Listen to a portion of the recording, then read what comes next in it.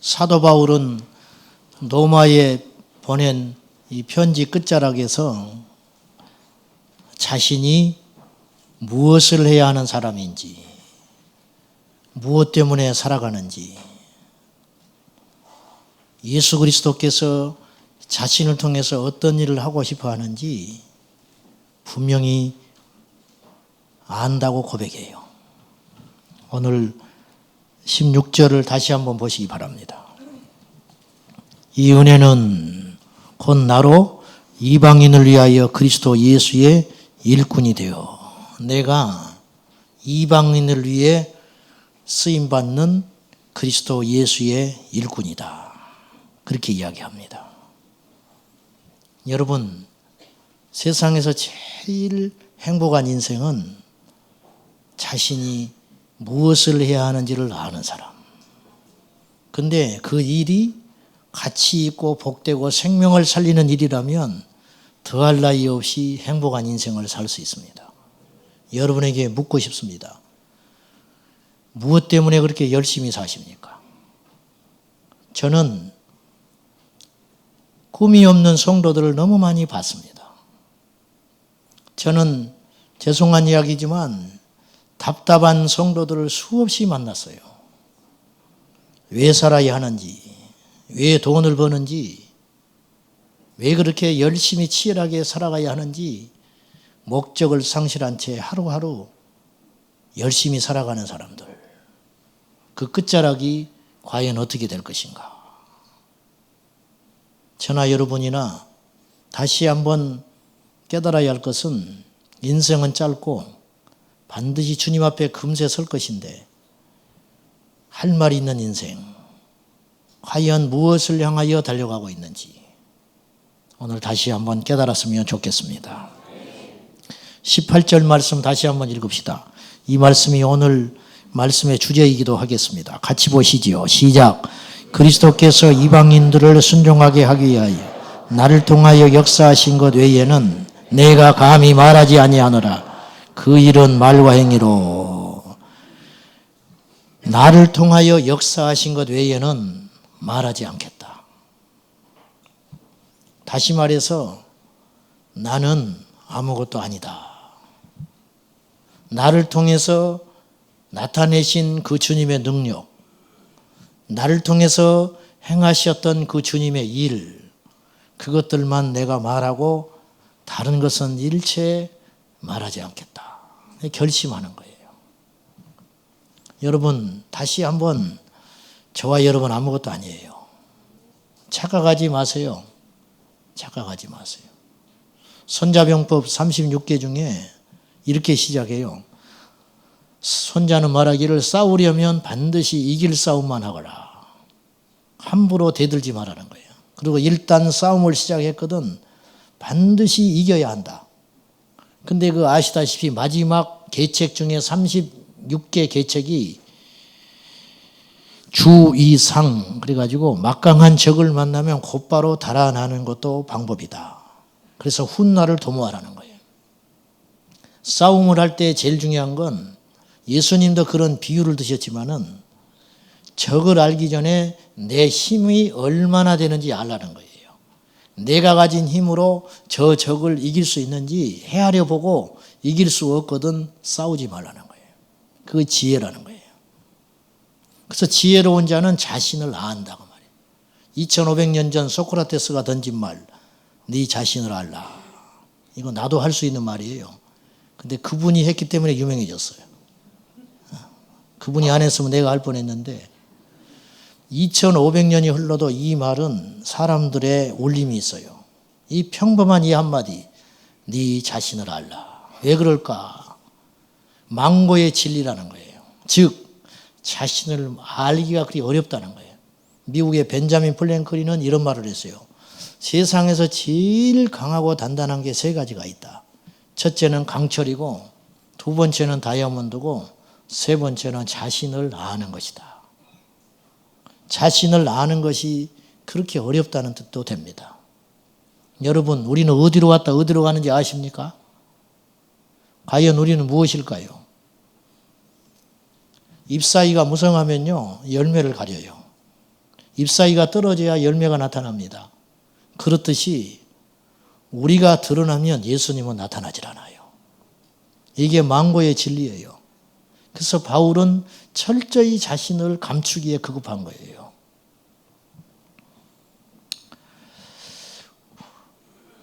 왜 모세가 가나안 땅에 들어가지 못하고 잔인하게 하나님께서 그렇게 죽이셨을까? 느보산에 올라서 가나안 땅을 보라고 그래요. 보기는 하는데 넌 들어가지 못한다. 그리고 혼자 느보산에 데리고 올라가 가지고 하나님께서 그의 시체를 아무도 모르게 감춰버립니다. 이스라엘 백성들이 30일 동안 애곡하며 장례를 치르는데 시체 없는 장례를 치러요. 그들이 모세 시체를 안 찾아 나섰을까요? 그들의 눈을 가려서 모세의 시체를 감춰버린 거예요, 하나님이. 왜 그랬을까? 지금 모세는 자연사한 게 아니에요. 죽을 때 기력이 쇠하지 않았고 눈도 어둡지 않았다 그랬어요. 즉 노안으로 죽은 자가 아니라는 거예요. 지금 모세는 어느 때보다 중요한 시점이 있어요.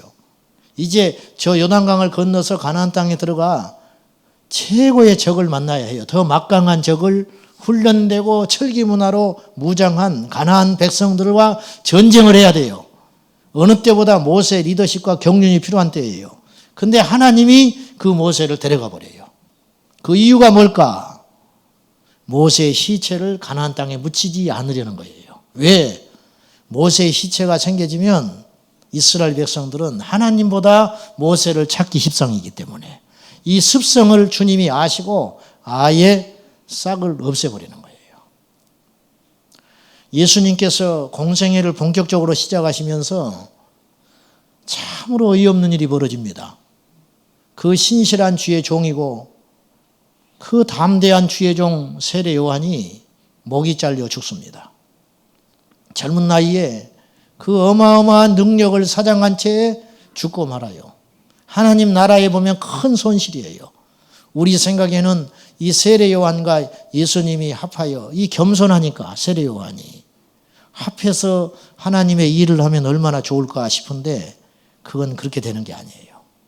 세례 요한은 어마어마한 능력을 다 써보지도 못한 채 비참하게 감옥에서 죽고 말았습니다. 근데 세례 요한을 예수님은 평가하기를 사람이 난 자 중에 가장 큰 자라. 여러분, 하나님이 크다 여기는 것과 사람이 크다 여기는 건 분명히 달라요. 우리는 많은 일, 큰 일을 하면 크다 하지만 하나님은 그렇게 보지 않아요. 하나님은 어떤 일이 큰 일이냐면 우리에게 맡긴 일을 최선을 다해서 그분 나타내고 우리가 사라지면 그 일이 큰 일이 되는 거예요. 사도 바울은 고린도 후서에서 3층 천에 올라갑니다. 그런데 철저히 자신을 감춰요. 14년을 가슴에 품고 있어요. 나는 어제 환상 봤으면 오늘 전국이 다 압니다. 바울은 14년을 가슴에 품어요. 그리고 자기라고 말하지도 않고 내가 아는 한 사람이 그렇게 이야기해요. 그리고는 뭐라 하냐면 내가 올라가서 하늘의 신비한 계시를 들었다고 이야기해요. 근데요, 그가 남긴 13개의 바울 서신 중에 그 3층천에 올라가서 들은 하나님의 음성을 기록을 안 했어요. 왜 그랬을까? 철저히 주님만 나타내기를 원하는 거예요. 우리는 하나 보면 10개 봤다고 이야기하고 다녀요. 바울은 철저히 자신을 감춥니다. 사랑하는 여러분, 기억하십시오. 나를 통해서 행하신 것 그거 외에는 자랑하지 아니하리라. 사도 바울이 자랑하는 게 있습니다. 예수 그리스도와 그 십자가. 그거 외에는 내가 알지 않기로 작심했다. 왜 그랬을까? 예수님이 바울을 살렸어요. 예수님이 바울을 새롭게 했습니다. 지금이야 십자가 그러면 자랑스러워요. 교회 지을 때 십자가부터 딱 생각해요. 어떻게 십자가를 멋있게 할까? 이것도 한참 고민해서 나온 거예요. 십자가가 그렇게 중요하게 생각하는 시대에 살고 있어요. 교회에서. 그러나 2000년 전에도 그랬을까요? 2000년 전 십자가는 수치스러운 사형틀이고 예수 그리스도는 막 태동한 이단의 개수 정도예요. 근데 바울은 그분을 위해서 다 포기했어요. 그분을 자랑해요. 오늘날도 말이죠. 어떤 대기업 잘 나가는 회사 다니던 사람이 직장 그만두고 선교사가 됐다, 신학을 했다 그러면 사람들이 별로 그렇게 환영하지 않을 거예요. 가족들이.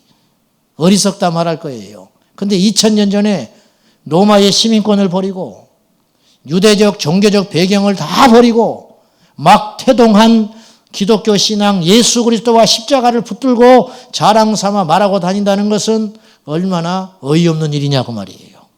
근데 그분을 자랑해요. 이유가 있었어요. 바울은 확신하는 게 있었는데 오직 예수 그리스도와 십자가만이 우리를 살린다. 그것만 알고 있었던 거예요. 나를 살린 예수, 나같이 흉악하고 그리스도의 교회를 핍박하던 나를 용서하시고 살리신 그분이라면 어떤 망나니도 살릴 수 있다. 어떤 망나니도. 이 땅의 소망이 뭡니까? 유력한 정치인이 나오는 것일까요? 민주주의가 꽃을 피우는 것일까요? 천만에 그렇지 않아요. 이 땅의 소망은 예수 그리스도예요. 멀리 갈 것 없어요. 제가 예수를 만나고 하나님에 붙들려 산다 하면서도 이렇게 악합니다. 이렇게 거짓말 많이 해요. 이렇게 이기적이에요. 근데 내가 예수 만나지 않았다면 어떻게 될 뻔했겠어요? 우리나라 130년 전에 복음이 이 땅에 들어오지 않았다면 어떻겠습니까? 새마을 운동이 이 땅을 살렸다고 생각하십니까? 민주주의가 이 땅을 살렸다고 생각하십니까? 교육열이 이 땅을 살렸다고 생각하세요? 다 틀렸어요. 그 속에 숨겨져 있는 진짜 배기가 있는데 그리스도의 복음, 예수 그리스도. 6.25 끝나고 골목길에 죽어버린 아이를 넝마주의들이 담을 만큼 비참한 나라가 우리나라. 근데 이 땅이 이만큼 살게 된 것은 예수 그리스도. 그분 때문에. 그래서 바울은 예수를 자랑하는 거예요. 어떤 개망난이도 예수 만나면 사람 됩니다. 어떤 절망의 인생도 예수 만나면 소망으로 바뀌어요. 부자도 예수가 필요하고 가난한 자도 예수가 필요하고 똑똑한 자도 예수가 필요하고 못 배운 자도 예수가 필요하고 3개월밖에 살지 못한 사형 선고받은 병마를 만난 그 인생도 예수 만나면 하늘의 소망으로 변화되어서 하루하루를 기쁨으로 살아갈 수 있어요. 누가 이 복음을 막습니까? 과연 무엇이 이 복음을 대신할 수 있겠어요? 예수 외에는 소망 없어요. 그래서 바울은 죽든지 살든지 이 예수를 자랑하고 다니는 거예요. 예수 외에는 길이 없다는 걸 알기 때문에. 여러분, 무엇으로 사람을 바꿔요? 돈으로? 일시적으로 편리함을 갖다 주겠지요. 그러나 허무해요. 끝장나는 거예요. 아무것도 없어요. 바울은 자신의 약함을 자랑합니다. 고린도후서 11장 30절에 내가 부득불 자랑하노니. 나 자랑할 것도 없다. 근데 어쩔 수 없이 자랑한다면 나는 나의 약함을 자랑하노라. 약한 걸 자랑해요. 혹자는 약함을 인정하는 사람은 있어요. 내가 부족하다. 내가 잘못했다. 내가 못나서 그렇다. 인정은 할 수 있지만 그걸 자랑하는 사람은 흔치 않아요. 근데 바울은 약함을 자랑해요. 그 이유가 뭔지 아세요? 내가 약할 때 그분이 더 드러나더라는 거예요. 사역을 하면서 사람과의 문제 속에서 세상과의 관계 속에서 하나의 변할 수 없는 절대 진리를 깨달았는데 내가 강할 때는 주님이 안 드러나시고 내가 힘이 있을 때는 주님이 안 나타나시고 내가 약할 때 주님의 역사가 크게 드러나더라. 그러니까 나는 약한 걸 자랑할 수밖에 없다. 나는 약한 것이 자랑스럽다. 나는 부족한 것이 자랑스럽다. 왜? 그때 주님이 더 나타나니까. 이렇게 이야기하는 거예요. 우리는 입으로는 약하다, 부족하다 그래요.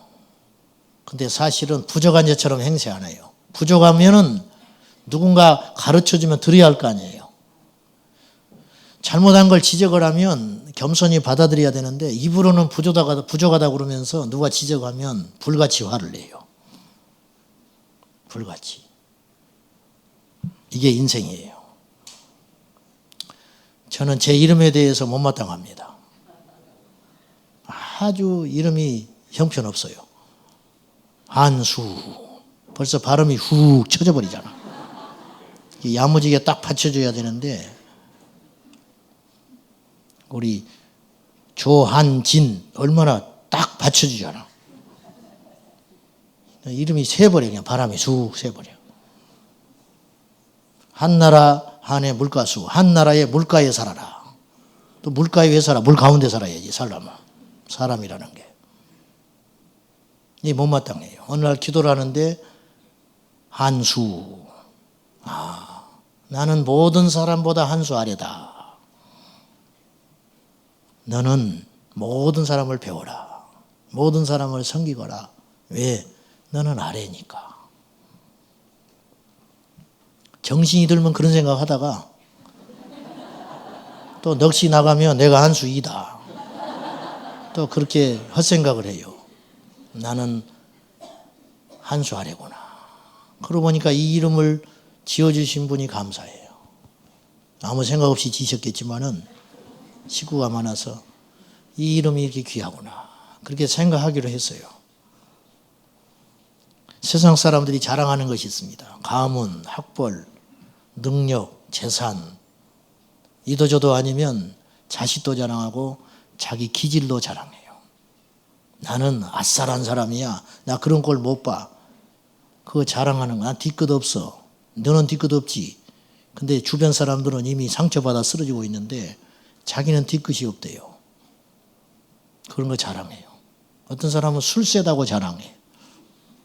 어떤 사람 운전을 난폭하게 한다고 자랑해. 다 쓸데없는 자랑이죠. 예수를 믿는 우리도 자랑을 해요. 우리는 예수님 이야기하고 교회 이야기하고 믿음 이야기하는 것 같은데 더 교묘해요. 예수님 앞세워서 내 자랑해요. 말해볼까요? 우리가 이런 자랑해요. 내가 그동안 얼마나 말없이 교회를 묵묵히 섬겼는가. 누가 물어보지도 않는데 그 이야기해요. 내가 얼마나 인내하면서 이 교회를 다니고 있는지. 내가 다른 사람이 잠잘 때 얼마나 기도를 많이 했는지.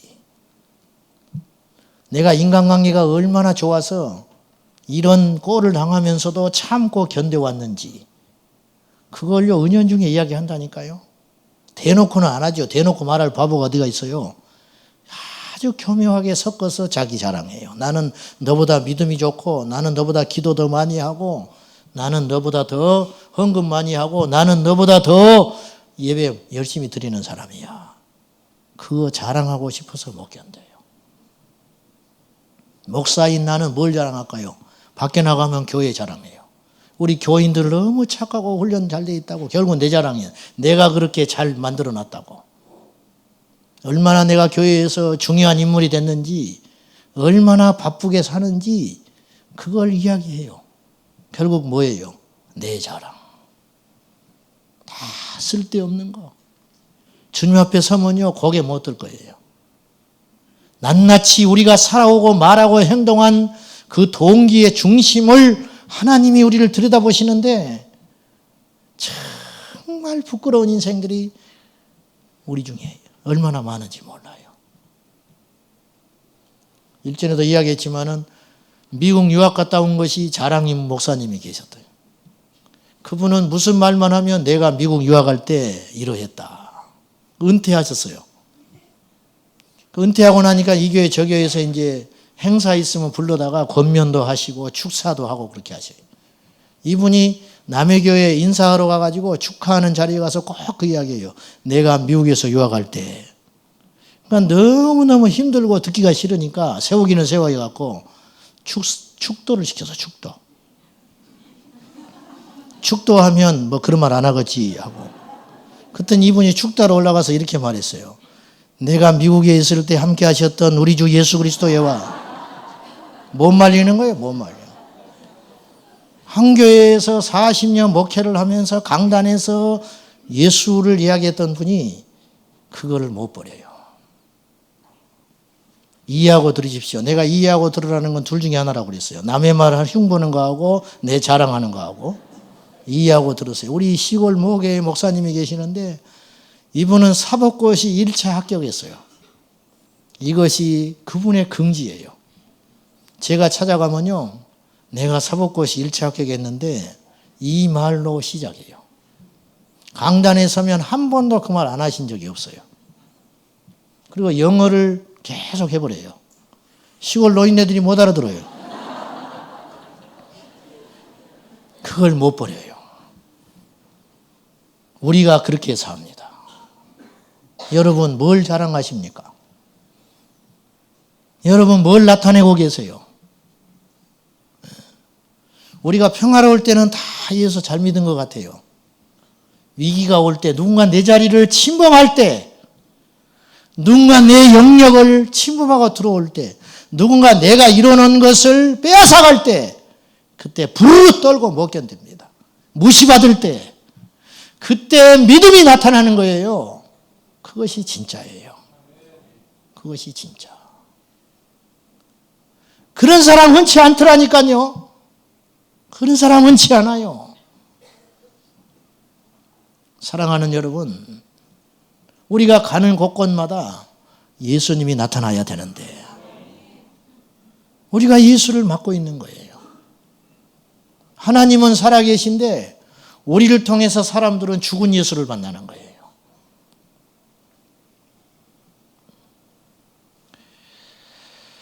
나를 통해 역사하신 것 외에는 말하지 않겠다. 정말 우리 교회 주인이 예수님인가요? 우리가 어디 집에 가면 하다못해 음식점에 가면요, 주인이 내가 주인이다 안 써 있어요. 명찰에 나 주인 안 써 있지요. 근데 가서 10분만 있어 보면 이 음식점의 주인이 저 사람이구나 대번에 알 수 있어요. 주인은 말하지 않아도 나타나요. 우리 교회의 주인이 예수님이라고 말은 그럴듯하게 하죠.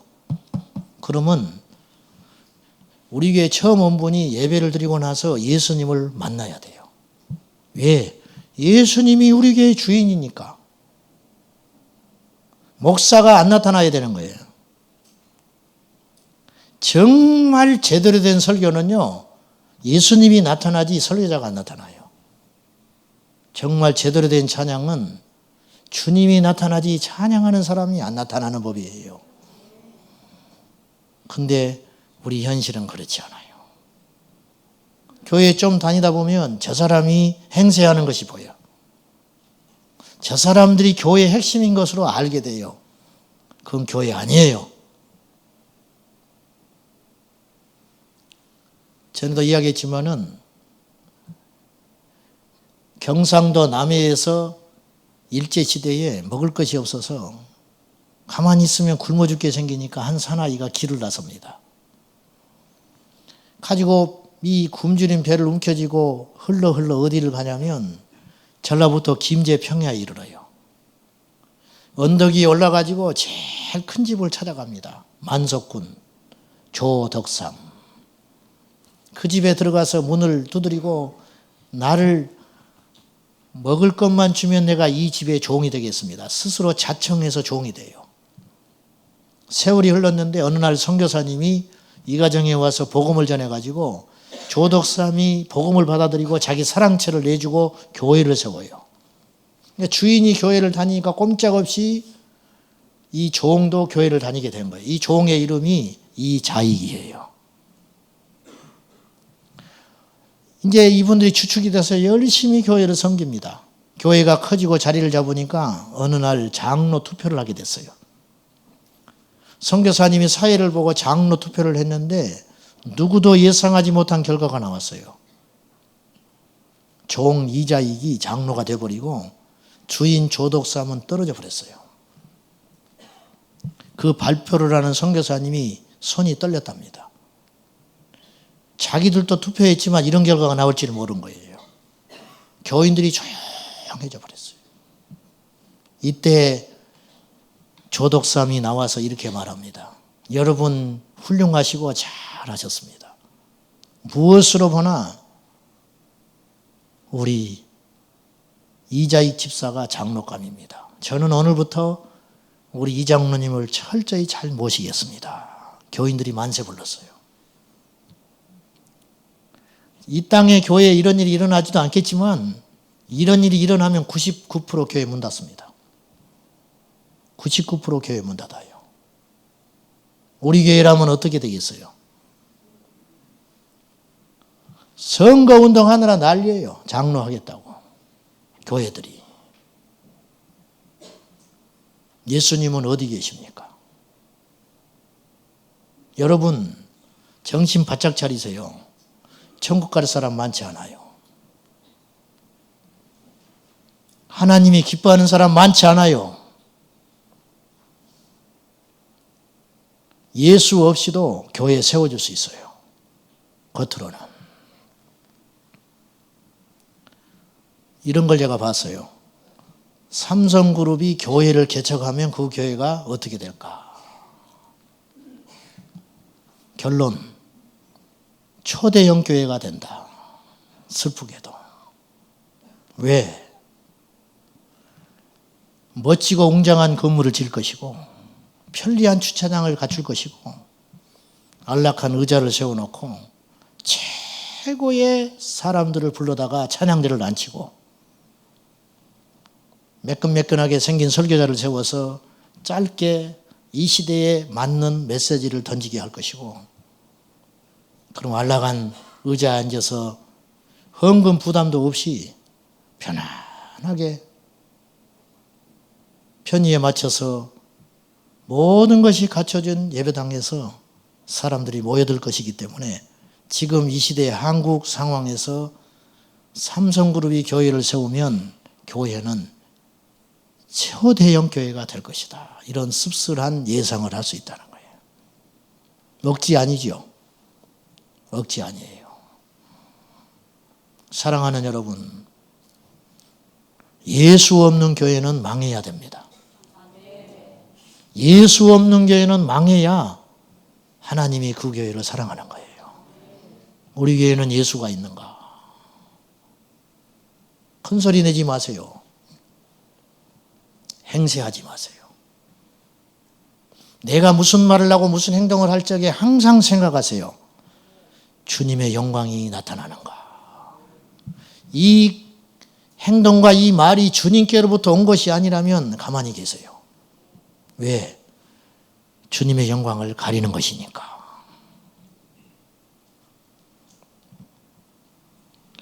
교회에 와서 사람이 보이고 교회에 와서 프로그램이 보이고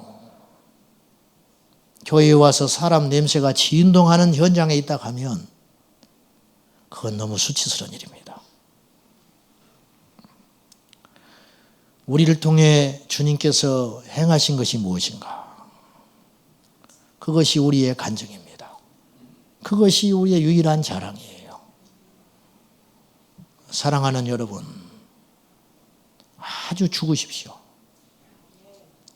우리는 없고 예수님만 있어야 하는데 이게 어느 때 한 번 하고 말 일이 아니라는 거예요. 그래서 바울은 날마다 나는 죽노라.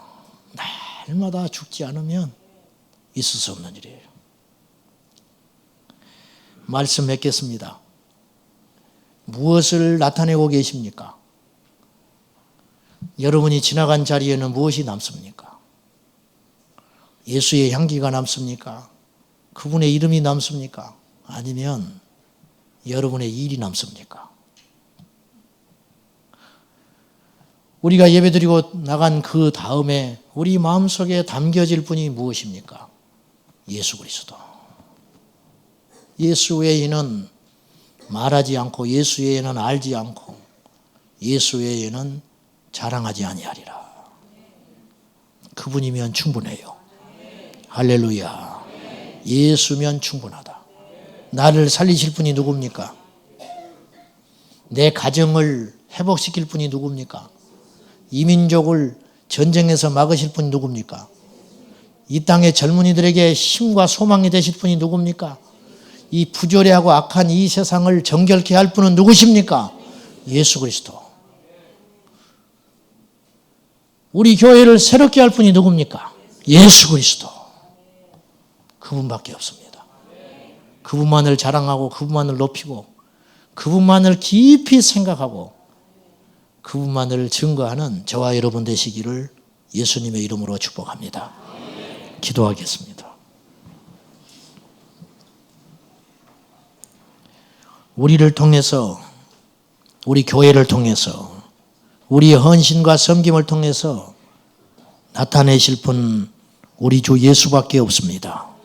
주님, 우리가 약해서 주님이 강할 수 있다면 약한 길을 가야 할 것이고, 우리가 부족함으로 그분이 드러날 수 있다면 부족해야 되겠습니다. 심지어 우리가 죽음으로 그분이 영광을 받으실 수 있다면 우리는 죽는 길을 선택하겠나이다. 주 예수여, 우리에게 오시옵소서. 주 예수여, 우리 교회의 주인 되어 주시옵소서. 우리 가정의 주인 되어 주시고 이 민족의 주인 되어 주시고 우리 자녀들의 인생의 주인 되어 주옵소서. 예수님의 이름으로 기도하옵나이다. 아멘.